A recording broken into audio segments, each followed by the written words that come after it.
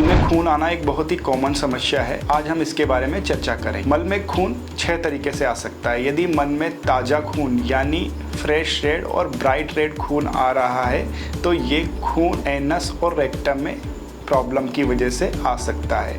प्रमुखतया इसके कारण हिमोरॉइड्स, पाइल्स और मस्से जिसे बोलते हैं की वजह से आ सकता है। फिशर के कारण भी ताज़ा ब्लड आ सकता है। कभी कभी रेक्टम में अल्सर बन जाता है जिसे हम सोलिटरी रेक्टल अल्सर सिंड्रोम बोलते हैं। इसकी वजह से भी तेज़ी से ब्लीडिंग हो जाती है, उसकी वजह से भी ताज़ा ब्लड आ सकता है। कभी कभी रेक्टम के अंदर एक नस होती है जो फट जाती है जिसे हम रेक्टल वेरेसिस बोलते हैं। पर्टिकुलरली ये जो लिवर सिरोसिस वाले पेशेंट में होते हैं उनमें ये नस बन जाती है और इसके फटने की वजह से लेटरिन में ताज़ा खून आ सकता है।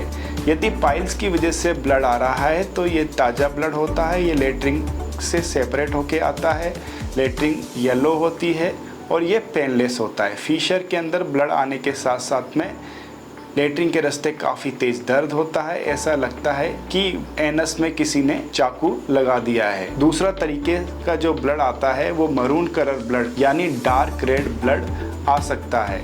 डार्क रेड ब्लड यदि लेटरिन में आ रहा है तो हम ये समझते हैं कि इसका सोर्स बड़ी आंत के ऊपरी सिरे मतलब राइट कोलन में होता है। यूजुअली ये कुछ वेस्कुलर लीजन जिसे कि हम एंजियोडिस्प्लेजिया बोलते हैं या राइट कोलन में अल्सर जिसका प्रमुख कारण अमीबिक अल्सर हो सकता है की वजह से आ सकता है। कभी कभी इंटेस्टाइन में टीबी होने की वजह से भी मरून ब्लड आ सकता है।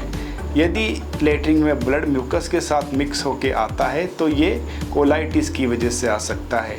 ये एक्यूट भी हो सकता है और क्रोनिक भी हो सकता है। एक्यूट बैक्टीरियल इन्फेक्शन की वजह से हो सकता है और क्रोनिक जो होता है उसे हम अल्सरेटिव कोलाइटिस की वजह से समझते हैं। अल्सरेटिव कोलाइटिस के अंदर बड़ी आंत के अंदर छाले हो जाते हैं, सूजन आ जाती है, उसकी वजह से ब्लड आ सकता है। यदि किसी को लेटरिन में ब्लड आ रहा है बट वो नेक डाइट द्वारा नहीं विजिबल है तो हम इसे ओकल्ट ब्लड बोलते हैं। ओकल्ट ब्लड को हम आंखों से नहीं देख सकते और ये पेशेंट कंप्लेन करता है थकावट की, पेशेंट का हीमोग्लोबिन कम होने लगता है, पेशेंट को आयरन की कमी होने लगती है और जब हम स्टूल की जांच कराने हैं तो हमें मालूम चलता है कि स्टूल में ब्लड जा रहा है। इसके लिए हम आइडेंटिफाई करने के लिए कारण जानते हैं। कारण जानने के लिए हम कुछ टेस्ट करते हैं। कभी कभी काफ़ी तेज़ी से लेटरिन में ब्लड आ सकता है जिसकी वजह से पेशेंट का बीपी कम हो सकता है, उसको आईसीयू में एडमिशन करना पड़ता है।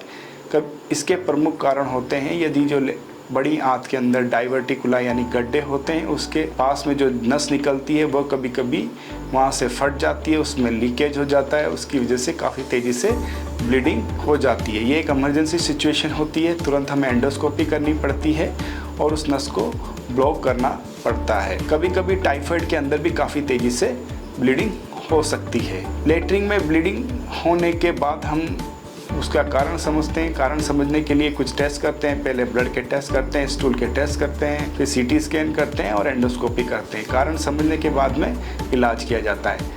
पाइल्स के लिए हम इंजेक्शन लगाते हैं, बैंडिंग करते हैं, कभी कभी सर्जरी की भी आवश्यकता होती है। फिशर के लिए हम कॉन्स्टिपेशन को रिलीव करते हैं और फिशर का जो कारण होता है वो जो एनल स्फिंक्टर होता है उसकी टोन काफ़ी बढ़ जाती है तो सर्जरी के अंदर हम स्फिंक्टर को कट ओपन कर देते हैं जिससे वहाँ का प्रेशर रिलीज हो जाता है और जो फिशर बन गया है वो हील हो जाती है। सोलिटरी रेक्टल अल्सर सिंड्रोम के अंदर हम टारगेट करते हैं अल्सर को हील करने के लिए। हील करने के लिए कुछ लोकल दवाइयाँ देते हैं, कॉन्स्टिपेशन को रिलीव करते हैं। तेज़ी से ब्लीडिंग होने की वजह से हम आर्गन प्लाज्मा गैस से अल्सर के मार्जिन को कोएगुलेट कर देते हैं ताकि ब्लीडिंग ना हो। रेक्टल वेरिक्स फट जाने के बाद उसको हम ब्लॉक कर देते हैं। नस को ब्लॉक करने के लिए हम ग्लू और कभी कभी कोयल का भी यूज करते हैं। राइट कोलन के अंदर वेस्कुलर लीजन को हम टारगेट करते हैं। टारगेट करने के लिए कभी कभी उसको हम आर्गन प्लाज्मा गैस से कोएगुलेट कर देते हैं, क्लिप लगा देते हैं और यदि बहुत तेज़ी से ब्लीडिंग हो रही है तो कभी कभी सर्जरी भी करनी पड़ सकती है। ट्यूमर होने की दशा के अंदर ट्यूमर को हम एंडोस्कोपी से रिमूव कर सकते हैं। यदि ट्यूमर मैलिग्नेंट है तो सर्जरी भी कर सकते हैं। इन्फ्लेमेटरी बाउल डिजीज यानी अल्सरेटिव कोलाइटिस के अंदर हम टारगेट करते हैं लोकल इम्यूनिटी को और सिस्टेमिक इम्यूनिटी को। लोकल इम्यूनिटी के अंदर हम लोकल हीलिंग पे काम करते हैं, कुछ एंटी इन्फ्लेमेटरी मेडिसिन देते हैं जिससे कि अल्सरेटिव कोलाइटिस के अल्सर हील हो जाते हैं और पेशेंट को काफ़ी रिलीफ महसूस होता है। इससे नहीं रेस्पॉन्स आने की दशा के अंदर बॉडी की इम्यूनिटी को कम करने के लिए स्टेरॉइड और कुछ बायोलॉजिकल एजेंट देते हैं, जिससे कि इम्यूनिटी कम हो जाती है और अल्सर की शिकायत कम हो जाती है।